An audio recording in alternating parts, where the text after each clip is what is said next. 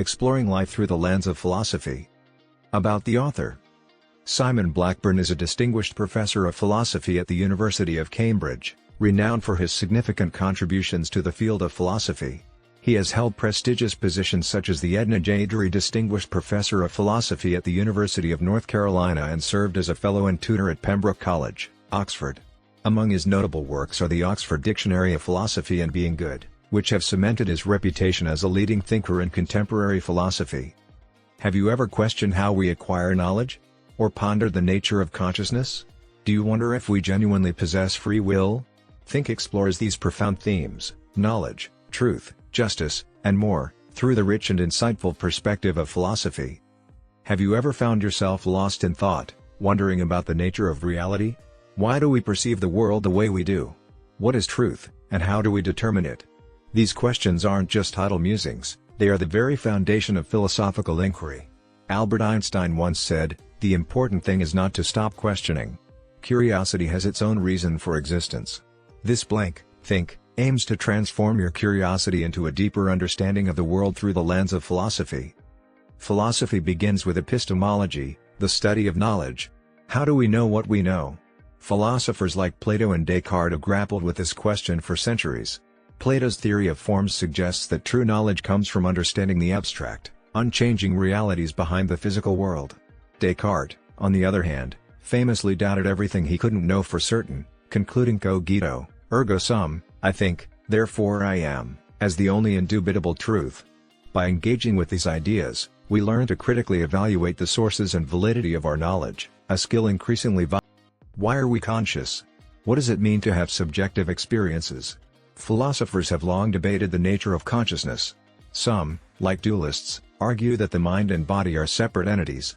Others, like physicalists, contend that consciousness arises solely from physical processes in the brain. Exploring these theories not only enriches our understanding of the mind but also has practical implications for fields like artificial intelligence and neurology. By questioning the nature of consciousness, we are better equipped to appreciate the complexities of our own minds and the minds of others. Do we truly have free will, or are our actions determined by prior causes? This philosophical dilemma has puzzled thinkers from Aristotle to modern-day scholars. Determinists argue that every event, including human action, is determined by preceding events and natural laws. In contrast, libertarians believe that individuals possess free will that is not predetermined. Compatibilists, however, find a middle ground, suggesting that free will is compatible with determinism. Understanding these perspectives helps us navigate moral responsibility and personal agency, influencing how we approach ethics, law, and daily decision-making. What is justice, and how should it be realized in society? Philosophers like John Rawls and Robert Nozick offer contrasting views. Rawls' theory of justice as fairness advocates for equal basic rights and opportunities, while Nozick's libertarian perspective emphasizes individual liberty and property rights. Engaging with these theories allows us to critically evaluate our own beliefs about justice and the structures of our societies. It also equips us with the tools to contribute thoughtfully to discussions about social and political issues, promoting a more just and equitable world. Philosophy also tackles the existential questions about life's meaning. Why are we here? What makes life worth living? Existentialists like Sartre and Camus argue that life has no inherent meaning, and it is up to each individual to create their own purpose. This perspective can be both liberating and daunting, encouraging us to live authentically and take responsibility for our own happiness.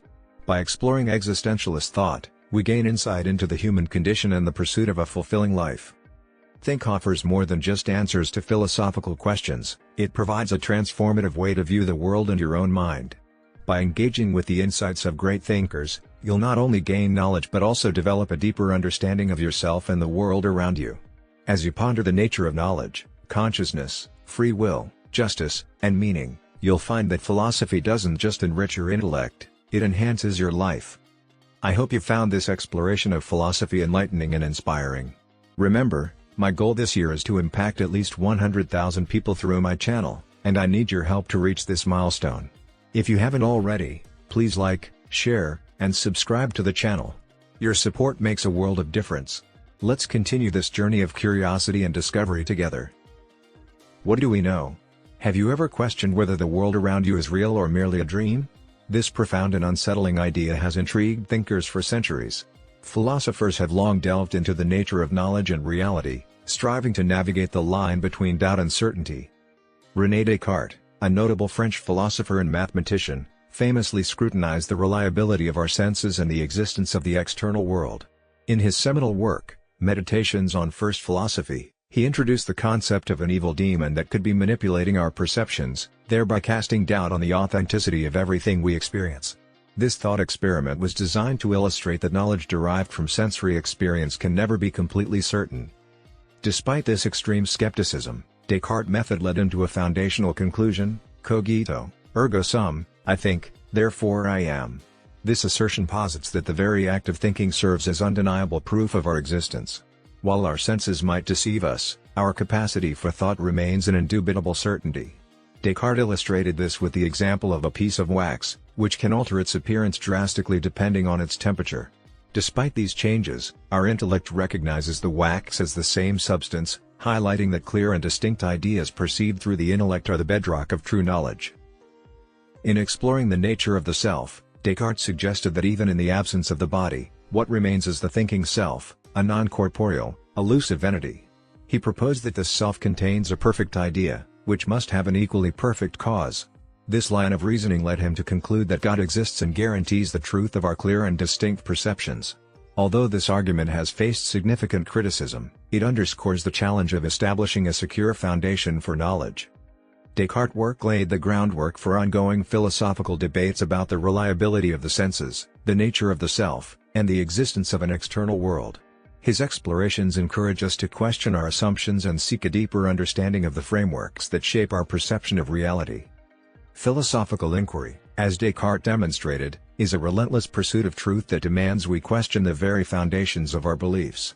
As we continue to ponder these timeless questions, we are reminded of Descartes' enduring legacy in philosophy, the importance of doubt as a path to certainty and the crucial role of intellect in discerning the essence of reality. As Descartes himself stated, the preservation of health should be the first study of one who is of any worth to oneself, underscoring the intimate connection between knowledge, existence, and well-being. Through engaging with these profound questions, we not only expand our intellectual horizons but also develop a more nuanced appreciation of the complexities of human existence. How do our minds work? How do we truly understand another person's experience? This question has perplexed philosophers for centuries. René Descartes suggested that our minds and bodies are fundamentally distinct, introducing the concept of substance dualism. This idea posits that mental events, such as thoughts and sensations, belong to a different kind of substance than physical events, like movements and reactions. Thus, while others can observe your physical actions, only you can experience your mental states. Descartes' view is often referred to as the ghost in the machine concept, where our consciousness is like a ghostly presence within the physical body. For example, while people can see someone react to pain, they cannot feel that pain themselves. This distinction raises the question of how we can be sure that others have conscious experiences similar to our own. Philosophical thought experiments such as the famous zombie and mutant scenarios challenge our assumptions about consciousness. Zombies, for instance, are hypothetical beings that look and behave like humans but lack any conscious experience.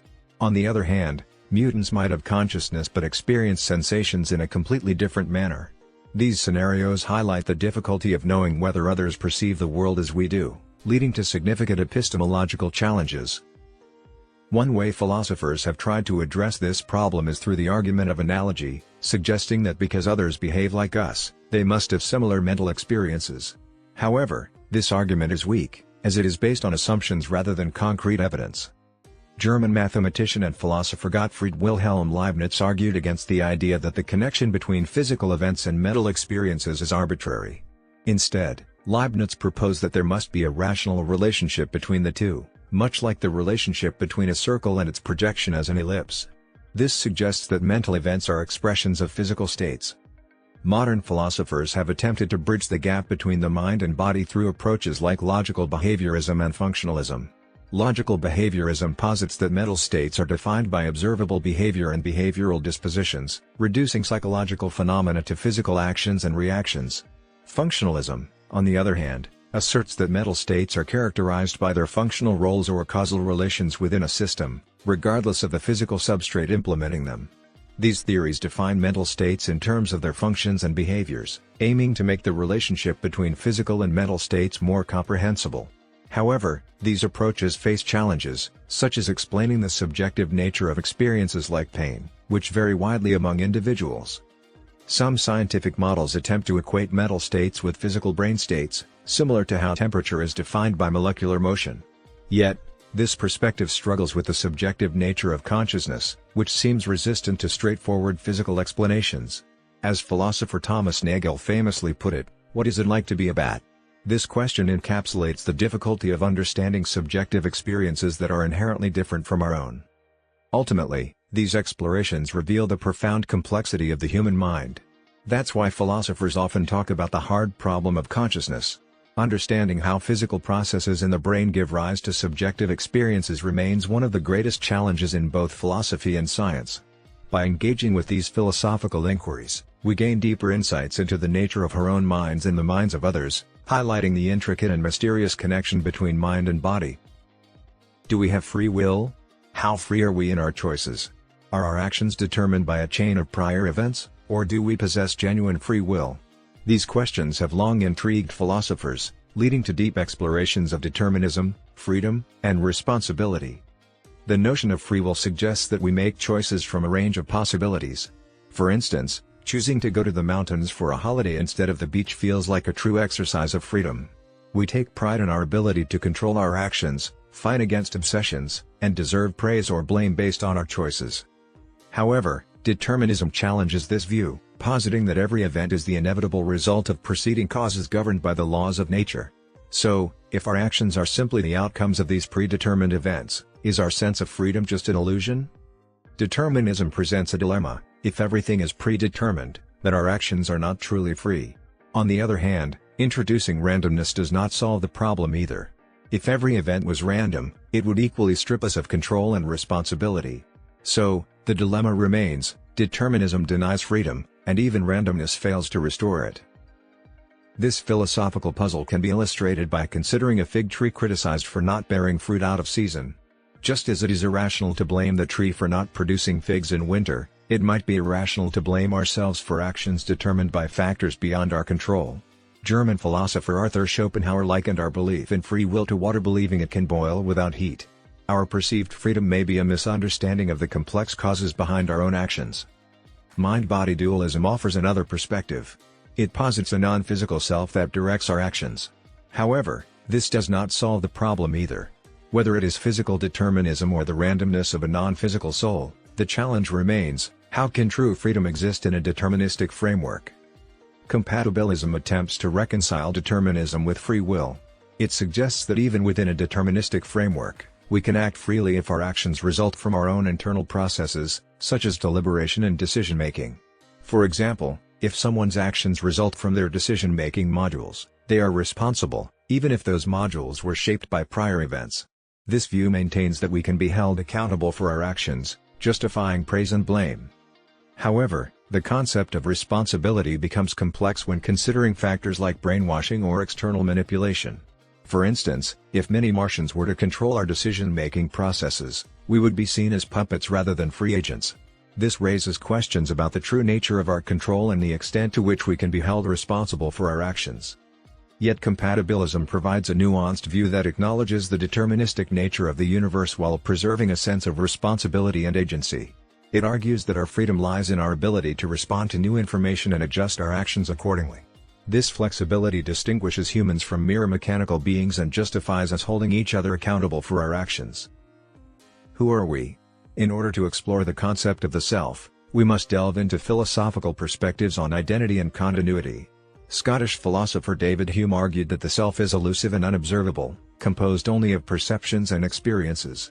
He suggests that when we look inward, we find only a bundle of thoughts and feelings, not a distinct self.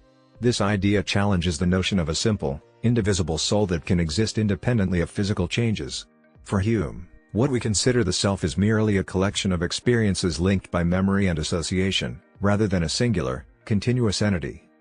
Thomas Reid, Hume's compatriot, offered a starkly different view. He insisted that the self is simple and indivisible.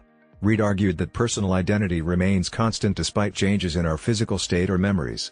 For him, the self endures through time and cannot be divided into parts.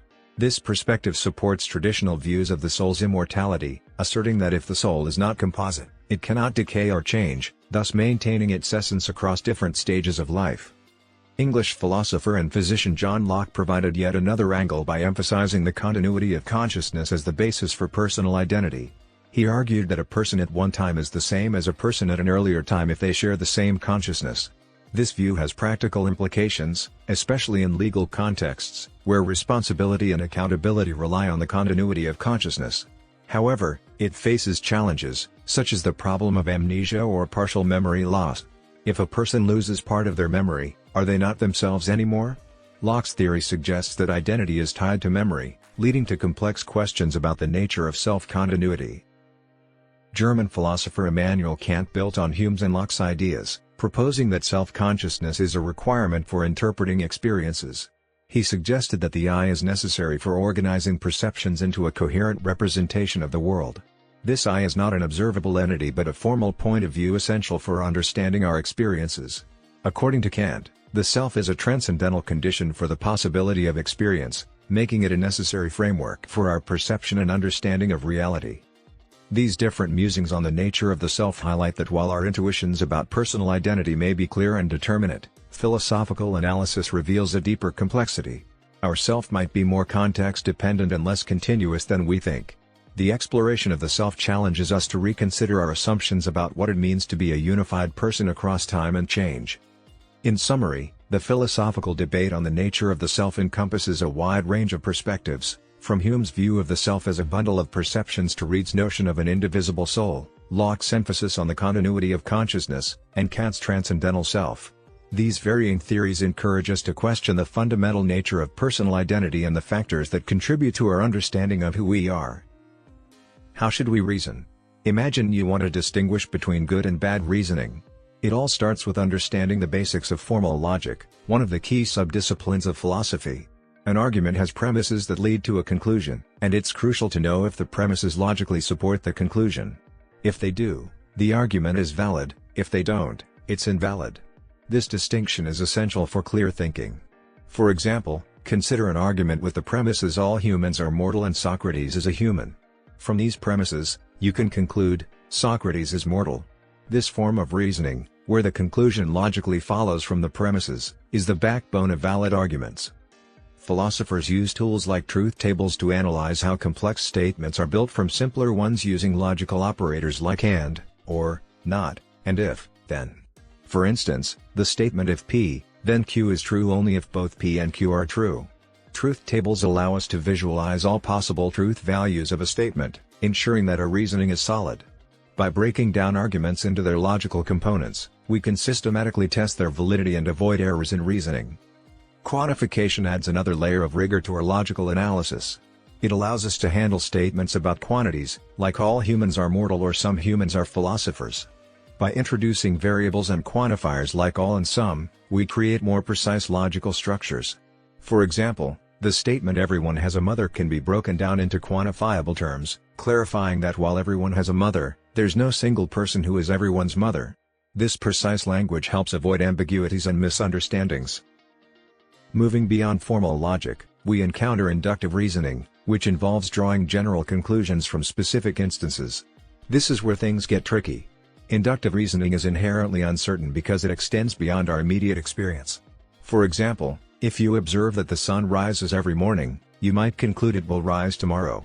This inference relies on the assumption that nature is uniform, an assumption that's deeply ingrained but not infallible. Unlike deductive reasoning, which guarantees the truth of its conclusions if the premises are true, inductive reasoning only provides probable conclusions. Probabilistic reasoning offers another layer of complexity. It involves assessing the likelihood of events based on available evidence. Consider a medical test for a rare disease. Even if the test is highly accurate, a positive result doesn't guarantee you have the disease due to the low base rate of the disease in the population. Understanding how to weigh probabilities correctly, often using tools like Bayes' theorem, helps avoid common pitfalls like ignoring base rates or overestimating the significance of test results. Probabilistic reasoning is essential in many fields, including science, medicine, and economics, where certainty is often unattainable. In summary, reasoning involves a mix of formal logic, inductive inference, and probabilistic assessment. These tools help us navigate the complexities of the world, but they also remind us of the limitations and assumptions underlying our quest for knowledge. As Albert Einstein famously said, the important thing is not to stop questioning. Curiosity has its own reason for existing. By continually refining our reasoning skills and remaining open to new information, we can make more informed decisions and better understand the world around us. Diving deeper into philosophy's depths. In this captivating journey through philosophy's profound inquiries, Simon Blackburn's Think invites us to explore the essence of human existence. Philosophy, the timeless pursuit of wisdom, delves into the fundamental questions that have puzzled humanity for centuries. Through Blackburn's insightful lens, we confront the nature of knowledge, consciousness, free will, and identity, unraveling the enigmatic tapestry of human existence. Descartes' famous assertion, cogito, ergo sum, I think, therefore I am, serves as our guiding star through the labyrinth of philosophical inquiry. It illuminates the certainty of our self-awareness amidst the murky waters of sensory deception. We grapple with dualistic frameworks that seek to untangle the complexities of consciousness, pondering how we perceive and empathize with others' subjective experiences. The debate surrounding determinism challenges us to confront the age-old question, are our actions predetermined by the cosmic dance of cause and effect, or do we possess genuine free will? Blackburn's exploration of various philosophical perspectives, from Hume's perception-based identity to Kant's transcendental self-consciousness, prompts us to re-evaluate our understanding of personal identity and agency. At the heart of philosophical inquiry lies the pursuit of truth and clarity through logical reasoning. Blackburn elucidates the importance of deductive and inductive reasoning in navigating the uncertainties of our quest for knowledge. From deciphering formal logic and quantification to grappling with probabilistic assessments, we equip ourselves with the tools necessary for discerning truth from falsehood. As we delve deeper into the philosophical abyss, Blackburn's insights inspire us to engage critically with the profound questions that shape our existence.